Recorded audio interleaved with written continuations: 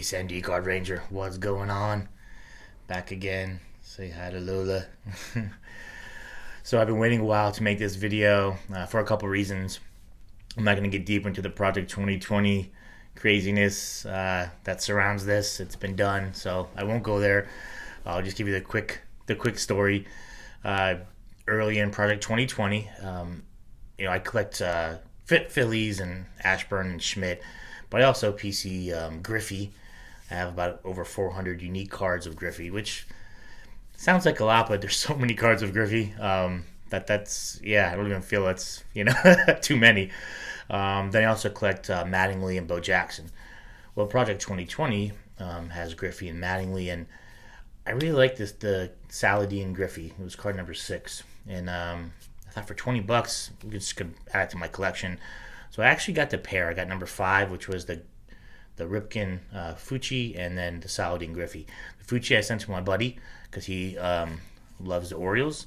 I'm not going to say his name because I think he's going to do a video as well. Well, I know he is. So I sent it off to a buddy. Awesome.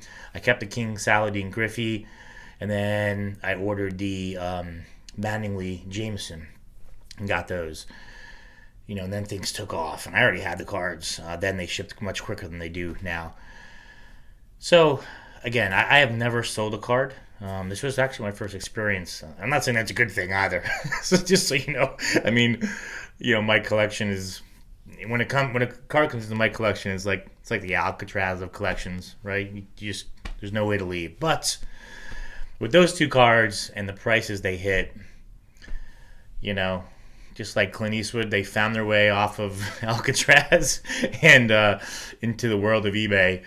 So to make a long story short, after 4 failed sales, a pay and cancel, a buy and never pay, and then the same process again, the 5th time I sold it, it stuck, the Saladin Griffey, which was crazy. And by that time, every day the price went down, but I'm not going to complain. You'll see I got great cards, and I still sold it for way too much at that point. And then I also sold the Jameson Mattingly. No problems there. Now I have the Jameson Mattingly, and on one of Blake Jameson's live streams, which I just like him. He's like a really cool guy. I bought a signed version of it, which I am keeping for my collection, at least for now. No, I'm keeping this one, but this came quite a bit later, but I'm keeping that one. So I sold both of them on eBay, and I'm excited. I basically got 2 cards that I just can't express, how cool it is. And it just led me to be honest, it led me to think about why I collect what I collect and what I collect and, the reasoning behind it. Because there's cards I've bought that I just wanted. They don't really fit in my collection per se, but I bought them anyway. So this, kind of got me thinking about, maybe I should let go of a few other cards that really don't belong in my collection. So that's a positive to take out of it. There's nothing wrong with that. So my plan is to go through, I have some older cards and things that I just picked up, over the years and years and don't really belong in my collection. And I think I can get rid of those and get some better cards that I really, really love. So I guess that's the question I ask myself is, why do I collect? Why am I collecting these things? So I picked up 2 cards, and for 2 very different reasons, and I want to show this to you. So let's flip this baby around. Let's do 180, and let's look at the cards. All right. So this first card is one I've wanted for quite a while. I need 3 more to complete kind of his basic player checklist from PSA. Now I don't do PSE registries. I have PSA and SGC and raw cards, but I love the checklist, so I'm going to go after the player set and the master set. But this first card that I got is 1949 Bowman Ashburn rookie. So, man, I just can't tell you how happy I am to be able to get this card, especially, the way I did. And it's huge for my collection. of Richie Ashburn, the card to have. Well, almost the card to have is if you're looking at monetarily, but to me, this rookie card is awesome. Again, 3 more to complete like his basic checklist: the 51 tops blue back, and the 52 tops, and the 54 tops. But other than that, for the basic list, I have everything from 49 to 63 for Mr. Ashburn, Whitey. So this was a huge pickup for me. Love this card. It's in good shape, front and back. Really a clean back and everything. Again, just love it. Huge pickup for me and for my collection. So could not be happier. So that pickup I picked up, for just, I love the Phillies, the baseball history, right? So, this goes back to why do I collect, or why do we collect different things? People collect players, they collect teams, they collect rookies, or an era of cards from their childhood or that they grew up watching, or maybe Hall of Fame. So this just checks the box of, Phillies team, baseball history. And to me, that's Richie Ashburn, if you're a Phillies fan.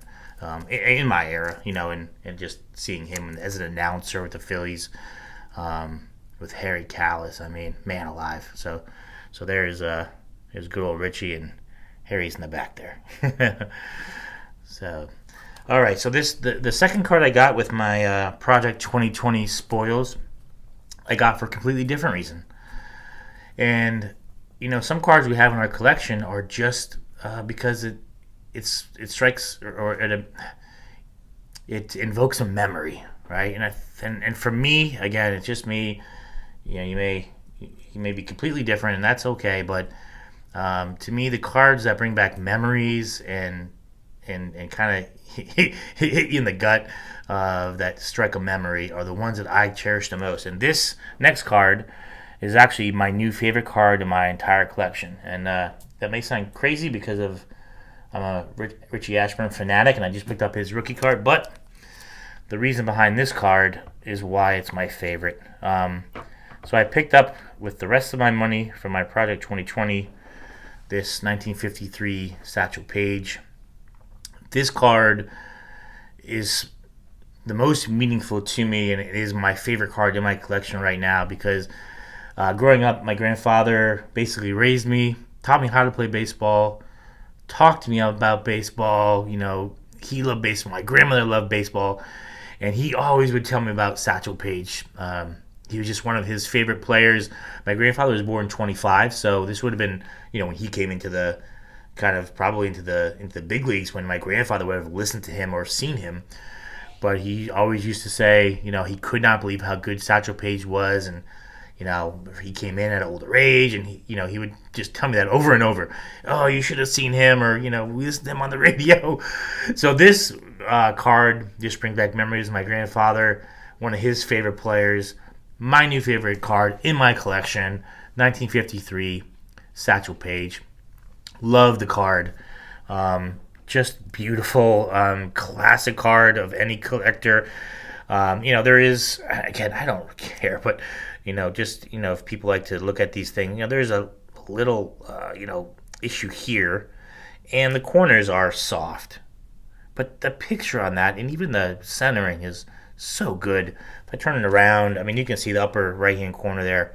It's worn, but you know what? That's one freaking cool card, man. So couldn't be happier. Again, guys, why do you collect what you collect? And for me, this is the best way to collect cards that really mean something to you, that'll probably never leave your Alcatraz-like collection. With that, I say goodbye. Thanks so much. Be good, everyone. Have a great day.